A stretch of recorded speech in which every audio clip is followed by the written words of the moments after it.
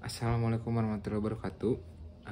Balik lagi dengan saya Iqbal Haryato NPM 107012064. Di mana di sini kita akan membahas tentang bab 4, yaitu pertimbangan dasar perencanaan tambang.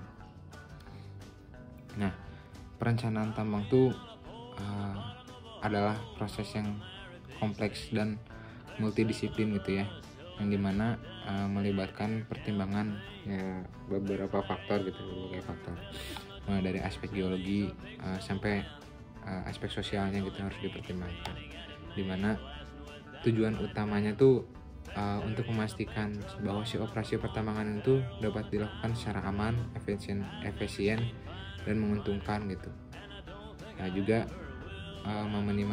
meminimalisir dampak negatif terhadap lingkungan dan juga masyarakatnya gitu. Apa aja sih faktor yang perlu dipertimbangkan tuh, dimana ada faktor geologi, yaitu jenis batuan dan mineralnya, yaitu karakteristik fisik dan kimia si batuan, juga mineral yang menentukan metode penambangan yang sesuai itu kayak gimana gitu. Terus ada struktur geologinya, di mana jika ada patahan, lipatan atau kekar yang dapat mempengaruhi stabilitas lereng dan aliran tanah. Nah, itu harus dipertimbangkan juga gitu. Kondisi hidrologinya juga harus dipertimbangkan. Misalkan jika kualitas dan kuantitas air tanah yang mempengaruhi desain sistem drainase dan pengolahan airnya itu seperti apa gitu. Terus kualitas si batuan sampingnya. Nah, batuan samping yang lemah itu dapat menyebabkan masalah kestabilitasan lereng dan meningkatkan biaya penambangan gitu. Terus ada juga yang kedua, yaitu faktor ekonomi, di mana ini tuh ada harga komoditas gitu. Fluktuasi harga komoditas akan mempengaruhi kelayakan ekonomi dari si proyek itu sendiri, dimana ada juga biaya produksi, dimana biaya penambangan, pengolahan hingga transportasi yang akan menentukan profitabilitas si proyeknya itu sendiri, si proyek penambangannya. Terus ada juga tingkat inflasi, di mana tingkat inflasi ini dapat meningkatkan biaya produksi dan mengurangi nilai uang gitu. Terus ada juga nilai tukar mata uang, di mana fluktuasi nilai tukar mata uang dapat juga mempengaruhi si biaya penambangan itu sendiri. Terus ada juga pajak dan royalti itu, di mana kebijakan pemerintah terkait pajak dan royalti akan mempengaruhi dengan profitabilitas si proyek itu sendiri. Nah, ada si faktor teknik, di mana faktor teknis ini tuh ada metode penambangan, yaitu pemilihan metode penambangan, yaitu ada tambang terbuka atau tambang bawah tanah gitu. Tergantung juga pada kedalaman endapan, jenis batuan dan kondisi geologinya. Terus ada peralatan tambang, di mana peralatan yang tepat juga harus dipilih untuk mencapai produktivitas dan efisiensi yang tinggi. Terus ada proses pengolahan. Proses pengolahan mineral juga menentukan kualitas produk akhir dan biaya produksinya, di mana juga ada infrastruktur pendukung. Infrastruktur pendukung itu kayak jalan, listrik, dan air gitu. Ini juga merupakan infrastruktur yang sangat penting untuk mendukung operasi tambang itu sendiri. Terus di mana ada pertimbangan teknisnya, yaitu ultimate pit slope gitu, di mana batas akhir atau paling luar dari suatu tambang terbuka yang masih diperbolehkan, dan kemiringan lereng pada batas ini dalam keadaan stabil atau aman gitu. Ini ada penentuan kemiringan lereng tambang, di mana aspek ekonomi yang menguntungkan dan aspek tekniknya tuh harus stabil dan aman gitu. Nah, ada faktor yang mempengaruhi ultimate pit limit, yaitu BESR dan stabilitas lereng tambang gitu. Terus ada juga sistem penirisan, di mana ada sistem penirisan langsung dan sistem penirisan tidak langsung. Nah, sistem penirisan langsung itu yaitu kayak ini tuh sebenarnya kayak yang tadi yang apa kondisi air gitu, dimana sistem penirisan langsung tuh dengan cara mengeluarkan langsung atau memompa air yang sudah masuk ke dalam tambang gitu. Tuh, nanti masuknya ke sistem penyaliran tambang. Terus ada sistem penirisan yang tidak langsung. Sistem penirisan tidak langsung itu dengan cara mencegah masuknya air ke dalam tambang. Biasanya ini tuh dibuat saluran keliling untuk mencegah si air yang dari luar tambang masuk ke dalam tambang. Bisa juga dengan cara membuat lubang bor di bagian luar daerah penambangan atau di jenjangnya. Kemudian dari lubang-lubang bor tersebut air dipompa keluar tambang gitu. Nanti ini tuh bisa bisa menjadi salah satu faktor penting gitu untuk meningkatkan faktor keamanan dari si lereng itu sendiri. Nah, ada juga ukuran jenjang atau bench dimension. Nah, si ukuran jenjang ini tuh juga diperhatikan gitu, karena semakin terjal atau semakin sudutnya semakin lancip, si tambang ini tuh sudutnya semakin besar si tambang ini tuh semakin menguntungkan gitu, karena banyak bahan galian yang bisa dapat diambil gitu. Jadi semakin lerengnya semakin terjal tuh biasanya si penambangan itu semakin ekonomis gitu, semakin menguntungkan. Nah, jadi perlu juga desain lereng yang tepat gitu.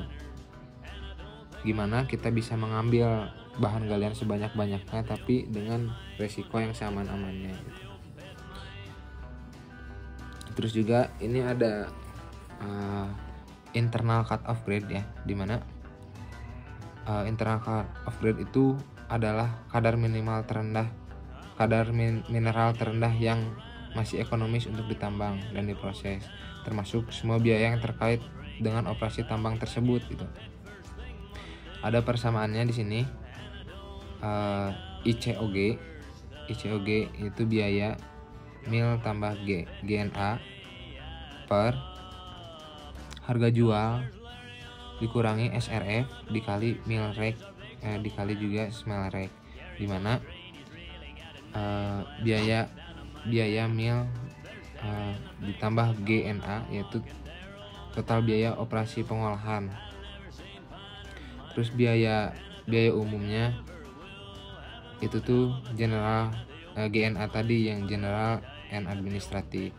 Terus harga jual mineral per unit massa, misalnya dolar per ton gitu. SRF yaitu smelting recovery factor, di mana ini tuh adalah persentase mineral yang berhasil diperoleh dari proses peleburan.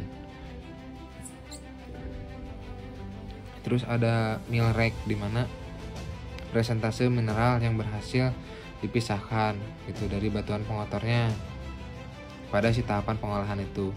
Terus juga ada smell rate, yaitu presentasi mineral yang berhasil diperoleh dari si proses peleburan itu. Terus ada faktor yang tadi dari bab sebelumnya juga udah dibahas ya, masalah faktor ini tuh, masalah rumus-rumus ini tuh udah dibahas, tapi ini pengulangan aja. Itu faktor yaitu penyesuaian lainnya yang mungkin dimasukkan dalam perhitungan, seperti faktor pengenceran atau kehilangan. Terus ini ada persamaan yang kedua, yaitu proses cut off grade, di mana si proses cut off grade itu tuh PCOG ya, yaitu adalah kadar mineral terendah yang masih ekonomis untuk diproses gitu. Hanya memperhitungkan si biaya pengolahannya saja, tapi dimana ada persamaan di sini. PCOG yaitu biaya mil per harga jual dikurang SRF dikali mil rek dikali smell rek terus dikali faktor. Nah,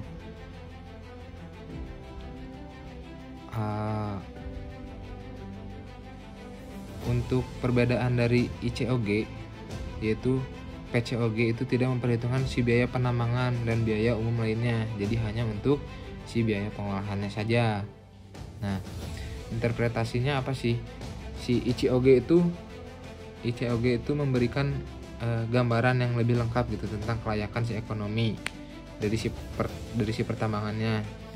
Karena si ICOG itu tuh memperhitungkan semua biaya yang terkait sama si operasi tambangnya. Kalau misalkan PCOG, dia tuh lebih spesifik pada tahapan pengolahan itu. Dan ini juga bisa digunakan untuk mengevaluasi si efisiensi si proses pengolahan tersebut. Nah, kegunaannya untuk apa sih si ICOG dan si PCOG itu? Nah, buat ini tuh pengambilan keputusan si investasi. Si ICOG itu tuh digunakan untuk menentukan apakah suatu proyek pertambangan ini tuh layak secara finansial atau tidak gitu. Nah, buat si perencanaan produksi, si PCOG ini tuh digunain untuk menentukan si kadar mineral minimum yang harus dikirim ke pabrik si pengolahannya gitu. Terus ada optimasi si operasi juga, dimana kedua nilai ini juga dapat digunakan untuk mengoptimalkan operasi tambang gitu, dan juga pabrik pengolahannya tuh.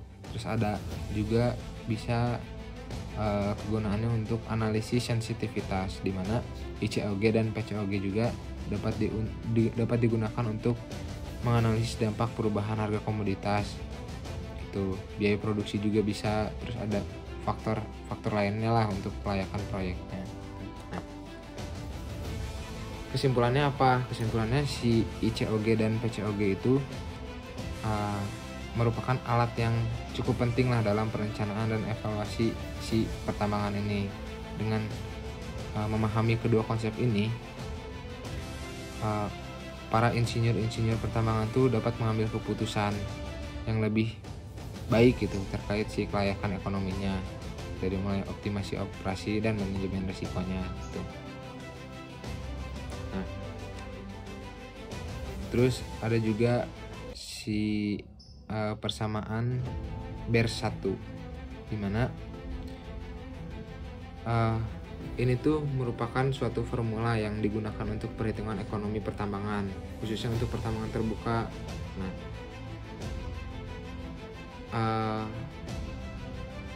nih Beer-1 itu tuh singkatan dari break-even stripping ratio 1. Nah, ini tuh adalah rasio pencucian atau stripping ratio, di mana biaya penambangan bawah tanah sama dengan biaya penambangan terbuka untuk 1 ton biji. Nah, ini tuh ada biaya di rumusnya, ada biaya tambang bawah tanah dikurang biaya tambang terbuka per ton biji, di mana ini tuh adalah selisih antara biaya penambangan bawah tanah dan penambangan terbuka per ton bijinya. Nah, ton biji ini tuh apa sih? Ini tuh adalah satuan massa untuk biji yang mengandung mineral berharganya. Nah, terus ada biaya stripping per ton waste, dimana biaya stripping itu tuh biaya untuk membuang batuan penutup atau OB ya, untuk untuk mencapai si bijinya. Terus ada ton waste-nya tuh apa sih? Ton waste itu adalah satuan massa untuk si batuan penutup yang dibuangnya gitu. Nah, kapan sih kita menggunakan si Beer-1 ini? Nah, persamaan ini tuh berguna dalam tahap perencanaan tambang, dimana terutama ketika terutama ketika kita memiliki endapan mineral yang semakin dalam, dimana saat kedalaman endapan semakin bertambah, biaya penambangan terbuka akan semakin tinggi gitu. Semakin banyak batuan penutup yang harus digali dan dibuang gitu. Pada titik tertentu akan lebih ekonomis juga untuk beralih ke penambangan bawah tanah gitu.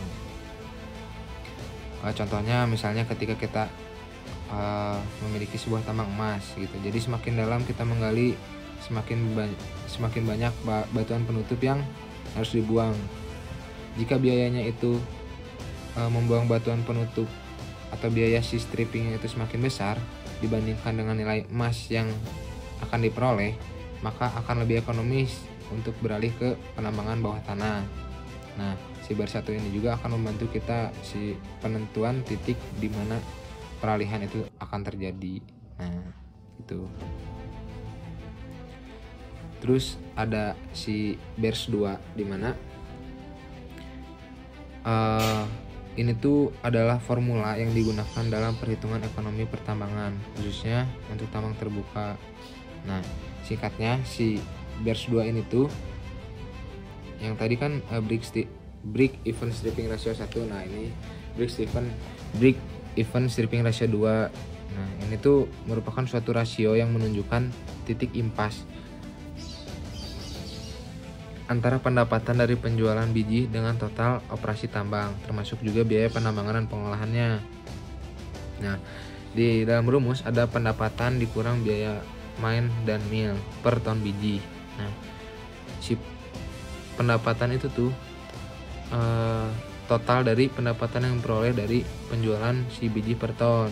Biaya mine dan mill itu tuh total biaya produksi per ton biji. Nah, ini tuh termasuk biaya penambangan dan pengolahannya juga. Ya, ton biji juga itu adalah satuan massa ya, satuan massa untuk biji yang mengandung mineral berharganya. Biaya stripping sama kayak tadi, itu biaya pembuangan si overburdennya, si batuan penutup. Si ton waste yaitu yang sama kayak yang BERS 1, itu satuan massa untuk batuan penutup yang dibuang. Nah, interpretasinya persamaan BERS 2 ini dia tuh memberi gambaran yang lebih komprehensif gitu tentang si kelayakan ekonomi suatu penambangan itu dibandingkan BERS 1. Jika nilai BERS 2 nya lebih besar dari 1, maka proyek tersebut dianggap ekonomis karena si pendapatan yang dihasilkan lebih besar gitu daripada biaya total yang dikeluarkan. Sebaliknya, jika nilai BERS 2-nya kurang dari 1, maka si proyek penambangan itu tuh tidak ekonomis karena biaya yang dikeluarkan itu lebih besar daripada pendapatan yang diperoleh gitu. Nah, si perbedaannya apa? Si perbedaan dari BERS 1 sama BERS 2 tuh, kalau misalkan BERS 1 tuh fokus utamanya tuh pada perbandingan biaya penambangan bawah tanah dan penambangan terbuka. Kalau misalkan BERS 2 itu fokus utamanya kayak perbandingan antara total pendapatan dan total biaya operasi tambang gitu.